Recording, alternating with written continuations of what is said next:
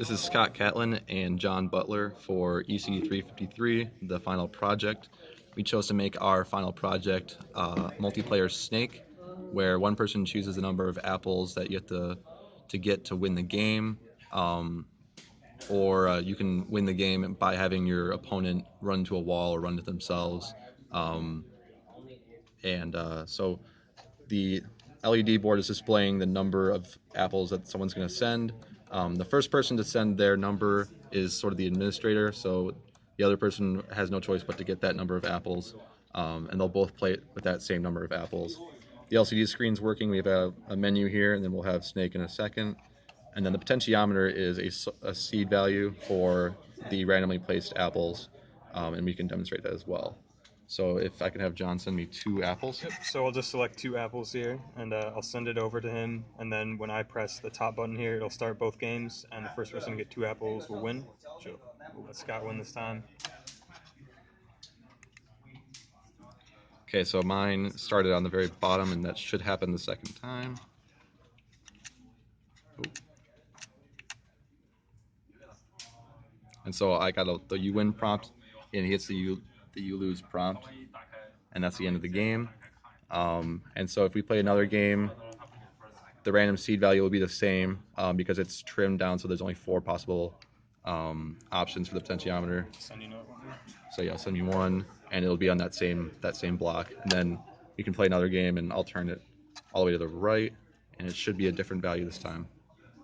Oh, I have to reset the board. Okay. All right, send you a new one. Okay, yeah. So that's a different place.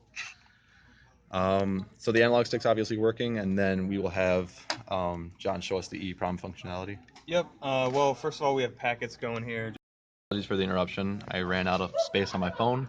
Okay, so for the EEPROM here, if you press the PS2 stick while you're playing the game, it'll print out the current players. So our names are just preloaded in there right now. If you enter nothing, oops, that is the web page. If you enter nothing, it'll persist the names, so it should just be the same ones. If you enter new ones, it'll save in there.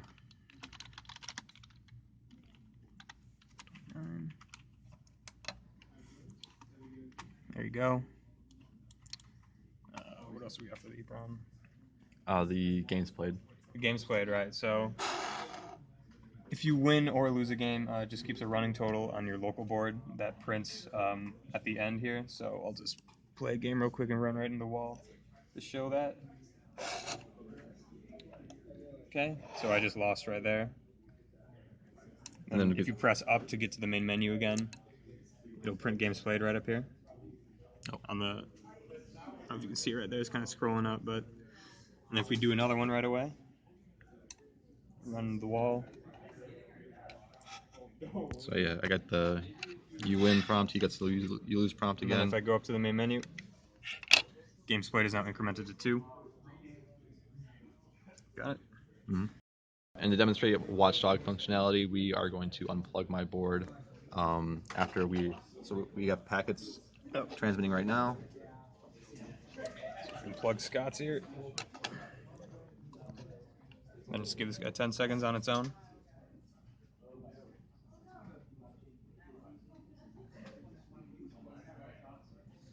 You can see that it puts out a prompt and just stops the board. And it'll just hang.